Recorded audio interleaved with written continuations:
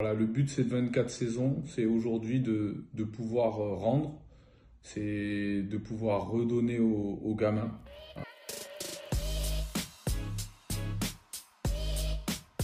Salut, c'est Ludovic Schell pour l'interview Time Out avec le SNB.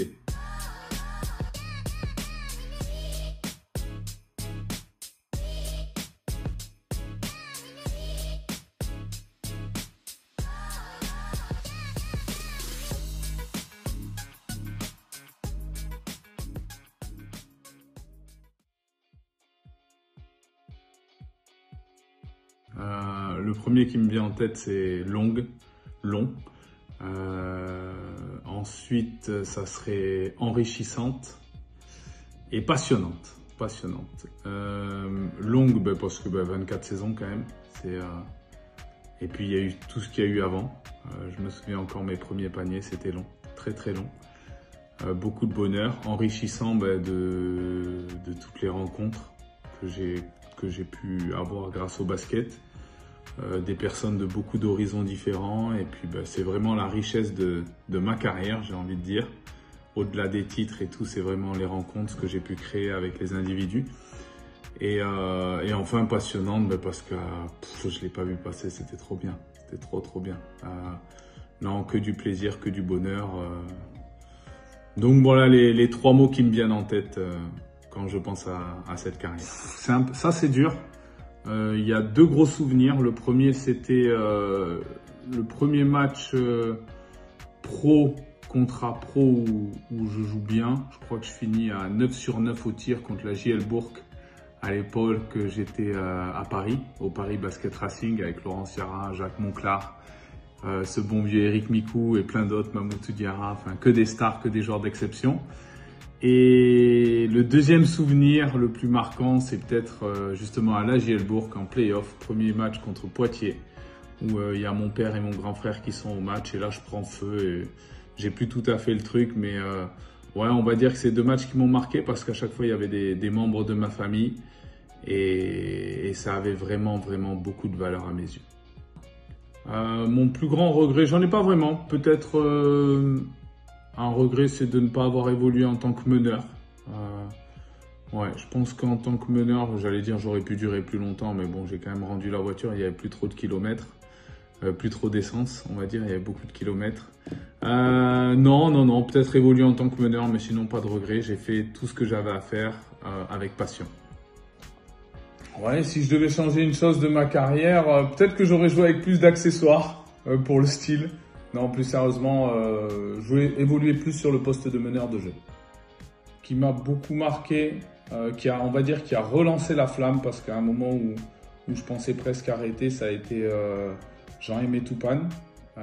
Notre rencontre à Toulon m'a pas bouleversé, ça serait un bien grand mot, mais m'a fait énormément de bien. M'a permis de voir le jeu différemment. Et après, il y en a eu tellement. Sincèrement, chaque rencontre m'ont permis de grandir en tant qu'homme, donc c'est dur d'en ressortir. Même, je repense à mes 3 dernières saisons à côté de Dounia Issa et même tous les coéquipiers de Pont, ou mon équipe de hier Toulon, j'ai toujours croisé énormément de gens qui m'ont aidé à grandir et qui m'ont permis d'être l'homme que je suis aujourd'hui.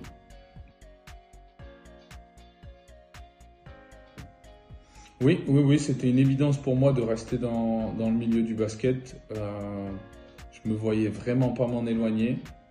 Surtout que moi, la passion, comme je disais, grâce à Jean-Aimé Toupane, elle a grandi. Et aujourd'hui, ça me plaît beaucoup trop pour m'en éloigner. Tous ces aspects, tout le travail qu'on peut faire autour. Donc, impossible pour moi de m'éloigner du basket aujourd'hui. Comment j'ai géré? Au début, c'était simple, pas de plan B pour être sûr que le plan A fonctionne. Et ensuite, je commençais à être un peu âgé, on va dire. Il était temps de penser à la suite.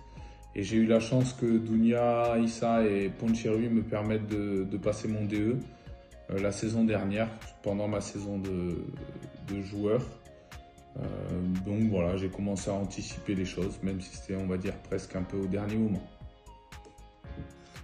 Oui, c'était une vraie volonté de ma part d'avoir plusieurs missions, de beaucoup travailler. Tout simplement parce que par rapport à des coachs qui sont en place depuis 10-15 ans, j'ai beaucoup de retard. L'aspect travail individuel, même si je me le suis imposé, il faut être bon dedans. J'apprends beaucoup aux côtés de Stéphane et d'Eric, il faut continuer à évoluer. Moi, mon but, c'est de travailler le plus possible pour devenir le meilleur coach possible. J'avais cette vision en tant que joueur et maintenant, je l'ai en tant qu'entraîneur. Donc, plus j'ai de boulot, plus j'ai de tâches, plus ça me permet de grandir et de gagner en expérience. Coach des espoirs, c'est une mission très très importante. C'est un peu... Ça donne un sens à tout ce que j'ai fait parce que 24 saisons de basket, les paniers, comme vous pouvez voir, je m'en souviens pas tant que ça. Les titres, je m'en souviens pas tant que ça, même si c'était des moments immenses. Mais je trouve que voilà, le but de ces 24 saisons, c'est aujourd'hui de pouvoir rendre, c'est de pouvoir redonner aux gamins. Et ça montre que ça n'a pas servi à rien en fait, même si c'est un peu fataliste ce que je dis, mais vraiment l'enjeu maintenant il est de, voilà, j'ai emmagasiné beaucoup de connaissances, mon but c'est de les aider à évoluer, c'est de les aider à se surpasser en leur inculquant des valeurs fortes qui leur permettront d'exister, que ce soit sur le terrain ou dans la vie. Mes objectifs simples, aller le plus haut possible. Non, je vais pas mentir, je rêve d'Euroleague.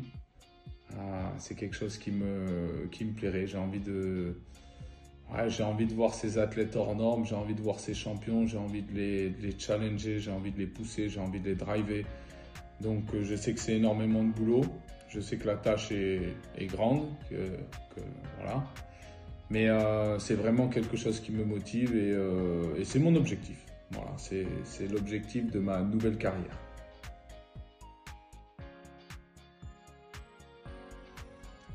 Le conseil pour la nouvelle génération, c'est ne comptez jamais vos heures. Voilà. Ne comptez jamais vos heures. Travail, discipline. Donnez tout ce que vous avez. C'est un sport qui est magnifique et si on s'en consacre pleinement, on finit par enfin voir à quel point il est fantastique. Après, j'en ai beaucoup des conseils, je passe mon temps à parler. Non, c'est vraiment prendre du plaisir, tout donner pour ne jamais avoir de regrets. Oui, c'est vrai qu'au sein de ma carrière, j'ai noté des évolutions. Je trouve que maintenant, les entraîneurs sont quand même plus soft qu'avant. Mais non pas qu'ils étaient trop durs avant, mais c'est vrai que le management a beaucoup évolué. Les joueurs aujourd'hui sont extraordinaires en termes de skills, comme on dit. Mais non, oui, le jeu a bien évolué, mais ça me choque pas plus que ça. Tactiquement, on sent vraiment l'empreinte de certains coachs. Les choix sont plus forts, on assume plus. Mais en tout cas, voilà, ce qui a surtout évolué, je trouve, c'est qu'aujourd'hui, on a quand même beaucoup de belles salles dans notre territoire, beaucoup de beaux projets, de clubs qui grandissent, qui évoluent bien. Et ça, c'est magnifique pour notre sport.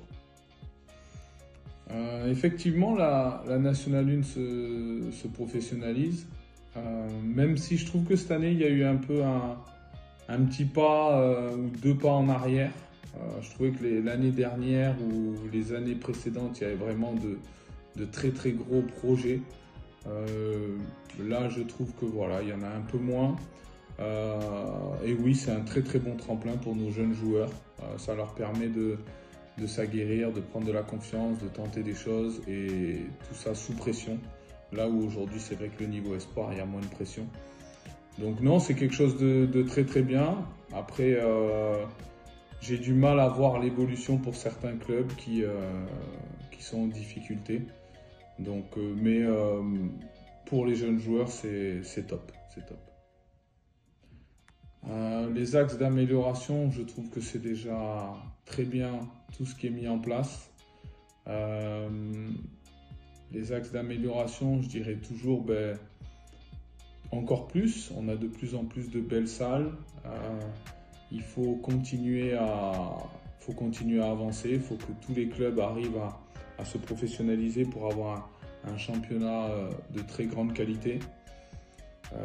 Le nerf de la guerre, il faut plus de finances pour faire venir des joueurs plus extraordinaires. Mais chaque club a sa taille, peut et se doit de réfléchir pour progresser et évoluer. Donc voilà, cette petite interview touche à sa fin. Juste un énorme remerciement au SNB pour toutes ces années de m'avoir soutenu, aidé aussi par rapport aux questions que j'avais de temps en temps sur la reconversion où je me souviens à un moment il y avait un petit contentieux par rapport aux paires de chaussures que les joueurs pouvaient avoir. Donc ça on vous le doit, le SNB, vous avez toujours été là pour nous les joueurs, donc un énorme merci. Merci également pour cette petite interview, cette mise en avant de ma petite carrière. Un énorme merci, c'est beaucoup d'honneur pour le joueur que j'ai été. Continuez tout ce que vous faites de bien pour le basket, pour les joueurs plus particulièrement. Et chacun, bon courage dans vos projets respectifs. Un énorme salut et beaucoup d'amour à tous les gens qui m'ont croisé dans ma carrière, que ce soit coach, joueur, dirigeant de club, tout. Vous m'avez donné beaucoup d'amour, vous m'avez donné beaucoup de tout et je vous en remercie. Donc voilà, c'était Ludovic Schell pour Time Out avec le SNB. À bientôt.